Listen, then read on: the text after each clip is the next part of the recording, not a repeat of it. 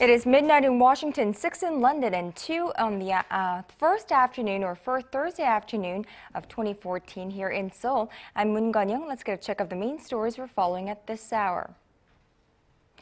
Korea's new administrative city of Sejong is now up and running. The government held its first meeting of 2014 there for the very first time earlier this morning and broadcast the meeting live at the central government complex in Seoul. North Korean leader Kim Jong-un calls for better relations with South Korea while boasting of his regime's tightened grip on power. Now, in his first public speech since the purge and execution of his uncle Jang Song-thaek last month. Does he mean it, and what should the rest of the world make of Kim's New Year's speech this year?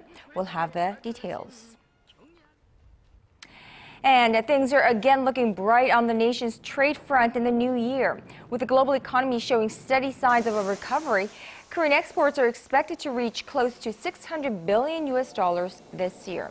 And we'll have those stories and more, but first let us begin with the first meeting of the new year. The Korean government held its first meeting of the new year this morning, and for the first time it was held in the new administrative city of Sejong in central Korea. Now, the meeting, led by Prime Minister Chung Hong-won, was also broadcast live at the central government complex in Seoul. The government's annual New Year's meeting has been held in Seoul for the past 40 years, but starting this year, it will take place at the government complex in Sejong. About 600 officials that represent ministries and state agencies in the new administrative hub took part in the meeting. Now, about 10,000 officials of 31 government entities, including the Prime Minister's office and the Finance Ministry, have moved to Sejong following the second phase of a government relocation plan that wrapped up last December. Now, moving over to Parliament, after passing the 2014 budget bill and other key bills in the early hours of New Year's Day, Korea's rival parties are now turning their attention to local elections set for June. ARIRANG News National Assembly correspondent Kim Jong-un reports. The ruling Saenuri Party is determined to win a landslide victory in the June local elections, in which more than 3,900 local government seats are up for grabs. It plans to harness all party resources and energy for the elections in a bid to empower the Park Geun-hye administration. As the first regional elections under the Park administration, the June elections will serve as an interim evaluation of our presidency. It's time for us to pull up our collars and approach the public with a humble heart and integrity. We must make 2014 a year that guarantees a bright future for the party. The stakes are particularly high for the main opposition Democratic Party, which suffered a string of election defeats, starting with the 2012 presidential election. It plans to appeal to voters by accusing the Park administration of worsening the people's livelihoods and the nation's democracy. In addition to protecting democracy and the people's livelihoods, we need an election victory this brand new year. The Democratic Party recognizes the need for all-out reform and strengthened internal unity, as it has not only the ruling party to battle, but also a new party led by independent lawmaker An Chul-soo. An is pushing ahead with plans to form a third party that he says will overcome the old politics of the two-party system. His new party is fast gaining popularity in the southwestern Honam region, which has long been the Democratic Party's traditional power base. The old system and way of thinking that wants to keep its vested rights by settling for regionalism and refusing to perform itself while talking down on the other must be eradicated starting in the Honam region. An's new party is sure to split the opposition vote, but An has stressed that he won't merge with others, like he did in the 2012 presidential election when he unsuccessfully joined with the DP to try and get their candidate Moon Jae-in elected president. Kim Jong-un, ARIRANG News. Now, those living in Korea will see bigger utility bills in 2014 as gas prices and postal delivery services are rising in the new year. The move has drawn criticism from some quarters as it will take a heavy toll on the already tight budgets of the nation's low and middle income brackets. Kim Min-ji reports. Public utility charges are rising sharply from the start of the new year. With the price of food also on the rise, the price hikes are almost certain to increase the financial burden on households. Following hot on the heels of hikes in electricity and raw material prices, these increases are expected to occur over a wide range of fields. Starting January 1st, the Korea Gas Corporation raised the price of natural gas by roughly 5.8%.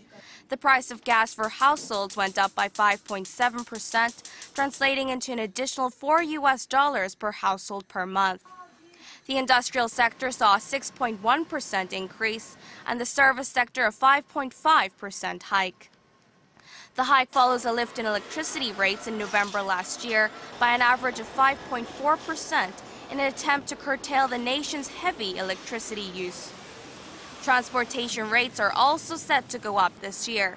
The Korean Railroad Corporation is expected to increase rail prices by about 5%. The city of Ulsan is also considering plans to raise bus fares by 5%, while the western port city of Incheon raised taxi fares by an average of 17% last month. Post office parcel delivery service fees are also slated to rise starting next month. The Korea Post said an additional $1 will be added for packages, while it is also expected to impose transaction fees. The increase is the first in 9 years in a bid to make up for the deficit in postal services due to the reduction in post volume. The price of food and beverages has also gone up. Major confectionery companies, Lotte and Hete, have or are about to raise prices by an average of 11% and 8.7% respectively. Coca-Cola has also lifted the price of its soft drinks by 6.5%. Some local bakeries will also raise prices on about a third of their products by an average of 7.3% starting January 15th. Considering all the price hikes, it shouldn't come as a huge surprise to see that the Ministry of Strategy and Finance expects this year's inflation rate to be 2.3%, up from last year's 1.3%. Kim Min-ji, ARIRANG News. Now, we've seen a few fine dust alerts issued in many parts of this country over the past couple of months, and the Korean government has decided it is now time to tackle the harmful air pollution problem head-on. Our Son Jung-in explains how.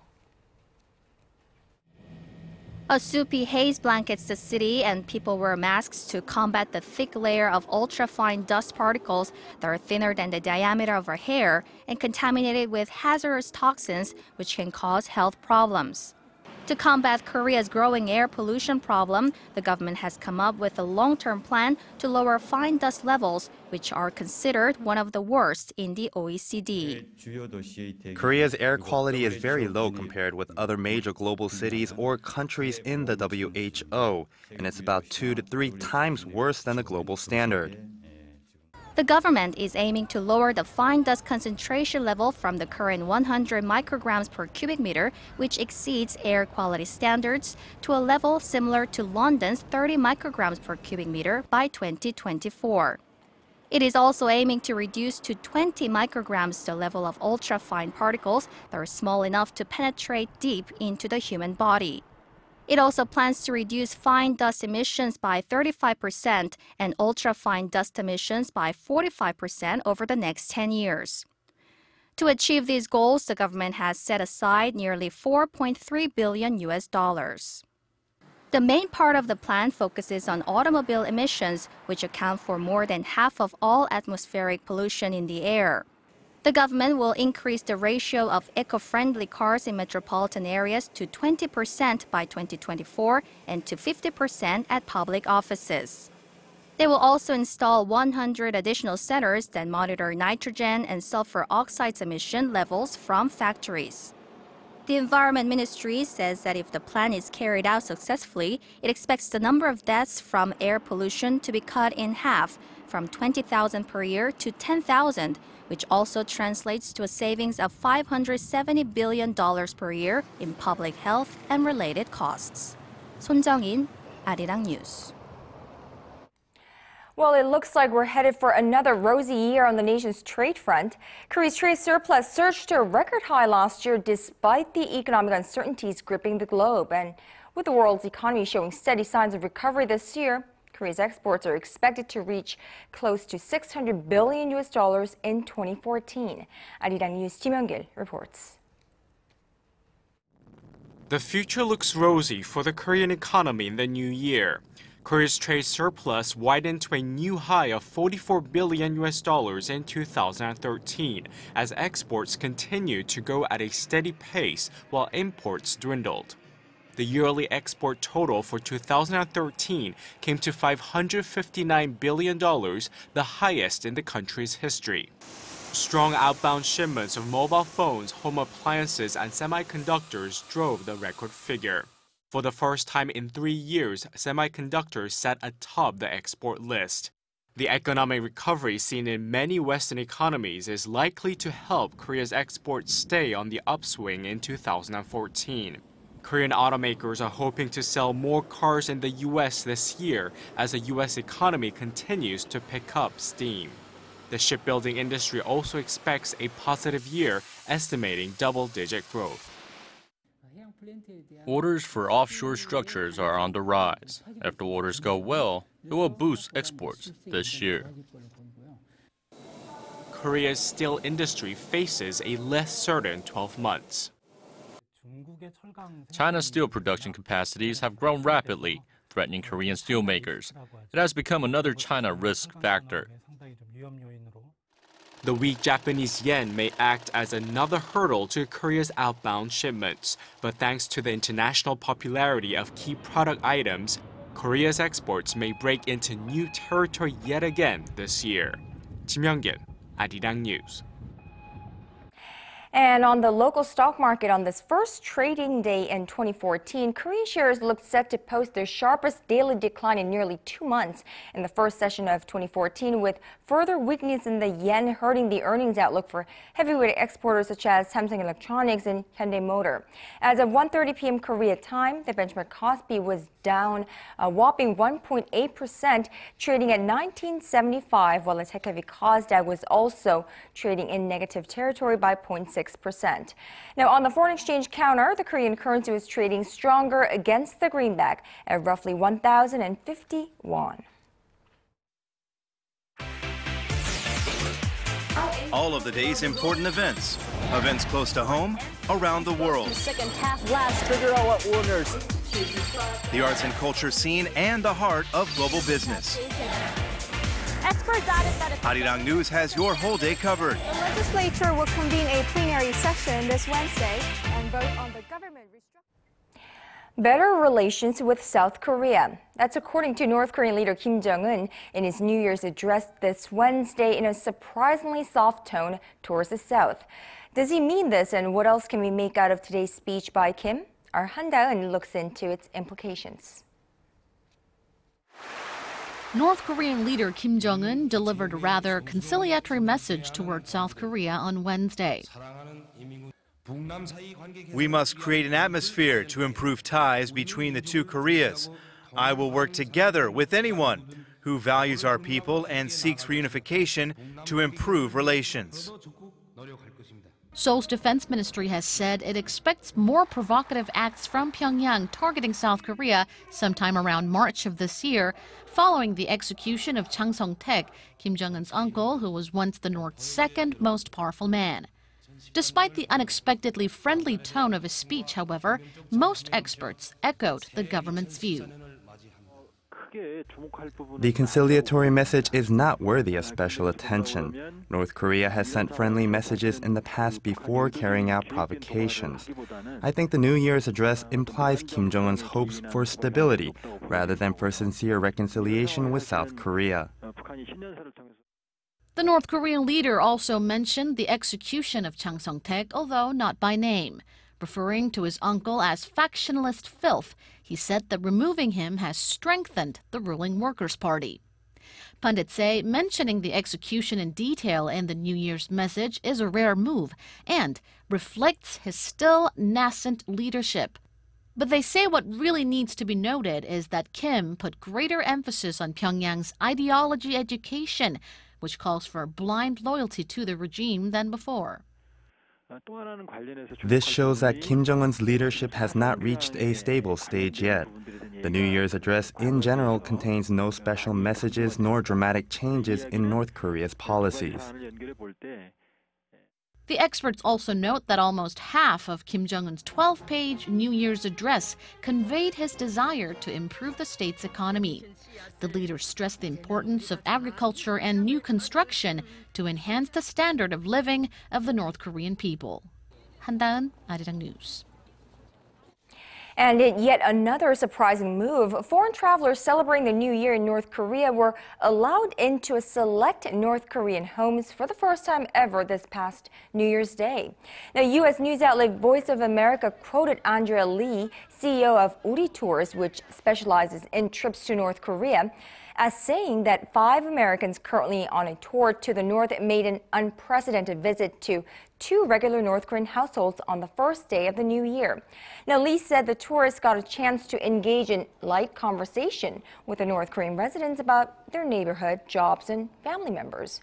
Well, prior to the visit, the American visitors had also taken in on a fireworks show at Kim Il-sung Square at midnight on the same day. The new year is the time to make amends and bury old hatchets, but it's going to take a lot to convince Korea to rebuild relations with Japan following recent high-profile visit to a controversial war shrine and Tokyo's incessant claims to Korean territory. Kim Ji-yeon reports. As we begin 2014, bilateral relations between Korea and Japan are on the worst foot possible, largely due to a series of visits to the controversial Yasukuni Shrine in recent days. A member of Prime Minister Shinzo Abe's cabinet paid a visit to the shrine, which honors Japan's war dead and several Class A war criminals on New Year's Day, less than 1 week after Abe shocked everyone with his own visit. Yoshitaka Shindo, Japan's Internal Affairs and Communications Minister, said he visited the shrine to pay respect to those who lost their lives in war. The Yasukuni Shrine is viewed by Korea and China as a symbol of Japan's wartime aggression. Abe's New Year's address also hit a nerve with Seoul and Beijing when he called for, quote, building a new Japan, vowing to defend Japanese territory, including its territorial waters and airspace. Abe pledged to upgrade Japan's defense measures over the islands in the East China Sea, known as Senkaku in Japan and Ryukyu in China. Japan will also mark its annual Takeshima Day on February 22nd, which calls for Korea to return Korea's easternmost islets of Dokdo to Japan. The Dokdo Islets, known as Takeshima in Japan, are Korean territory and are under Korean jurisdiction. Abe also suggested the country's pacifist constitution, imposed on Japan after the Second World War, should be amended by the year 2020. Japan's constitution currently limits its military to self-defense only. Abe also called for a more patriotic tone in the country's history textbooks, backing changes to how the Second World War is taught in schools. The Korean government is planning to call for changes to Japan's nationalistic stance by gaining support from the international community. South Korean Foreign Minister Yoon Byung-se is due to visit Washington this month, followed by a visit by Shotaro Yachi, a special advisor to Abe's cabinet. Kim Ji-yeon, ARIRANG News.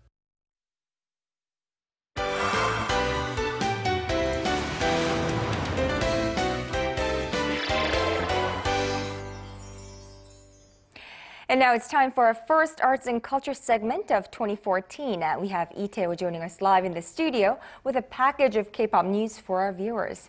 Hello, Tae-ho. Happy New Year. Happy New Year to you as well. So, Tae-ho, in light of the new year, you'll be introducing us some new up-and-coming K-pop artists. That's right. Now, with big entertainment companies currently dominating the current K-pop scene, talented new artists from smaller companies have a hard time receiving any of the limelight. So, today we take a look at some of these new artists from smaller companies.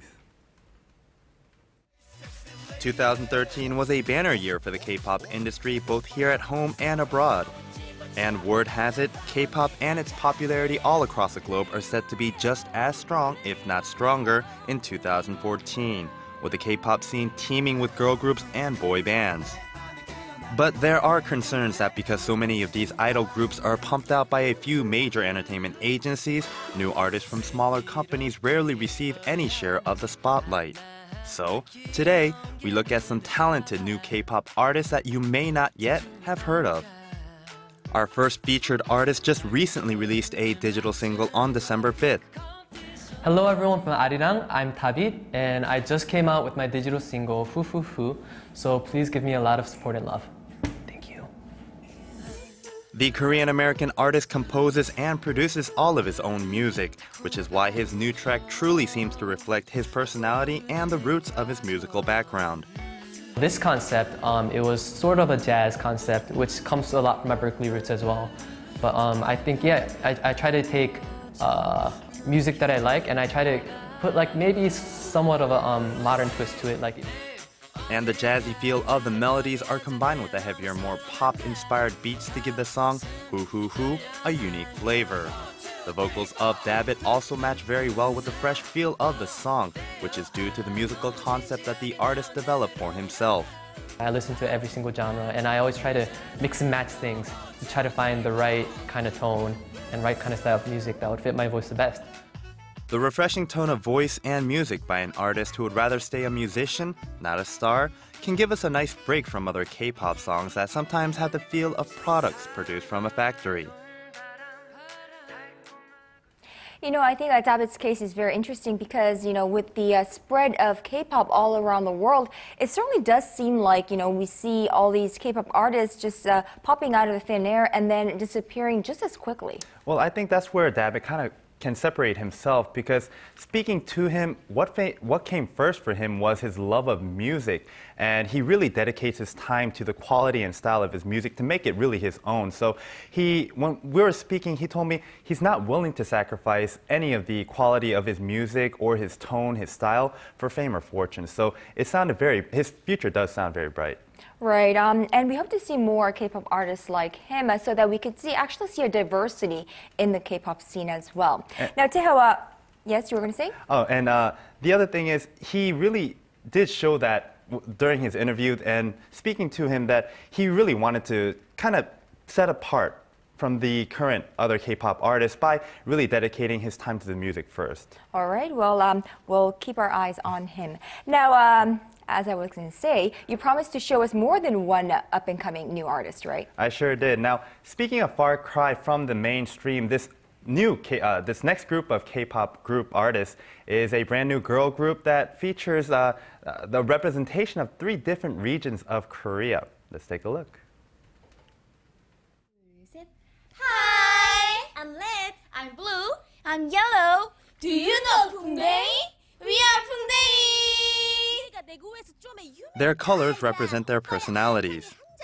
At first glance, Pungdae doesn't look too different from any other rookie K-pop girl groups. But once you listen to their song Altang, you'll see how this girl group is one of a kind.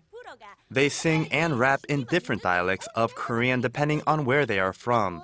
Red hails from the Gyeongsang-do province, while blue is from the Jeollado province, and yellow, the lead vocalist, is from Seoul. And the producers of Pungdae decided to keep each member's regional dialect intact, a rather unique approach not too common among the mainstream K-pop artists who perform strictly in standard Korean. Being a smaller company, it is about the contents and the marketing of the group. Altang is a fun song that hasn't been tried by mainstream girl groups. Regional dialects haven't been used extensively, but Pungdae uses different dialects combined with a lively and energetic concept to make it easier for the audience to approach them. And the attempt by Pungdae reflects the latest phenomenon in Korean media, where regional dialects are more widely accepted and even encouraged, largely due to a mega-hit TV series. Linguists and cultural experts say this is a positive trend as the preservation of local dialects is critical in protecting Korean traditional culture and history.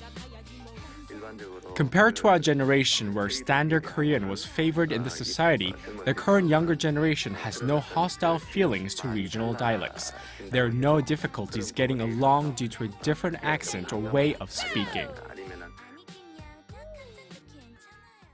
I think efforts and attempts made by groups such as Pungdae is definitely helping bringing up the important aspect of regional dialects in Korean culture to the mainstream media. And I think this really does have to do with the success of recent dramas such as Reply 1994 or Reply 1997 that feature acting in both the Gyeongsangdo and Jeollado regional dialects. And it really became a catalyst for the kind of regional dialects being accepted by mainstream culture and becoming almost a trend. Right. Well, it certainly goes a long way in, I suppose, promoting and preserving the different dialects here in Korea of the Korean language, and then, in the end, really Korean traditional culture and even our history. So I think it's a good trend that we're seeing these days. All right, Taeho, thank you so much for the very special New Year edition, is it, of Arts and Culture, and for giving us heads up on the new up-and-coming artists. And we'll see you tomorrow. All right.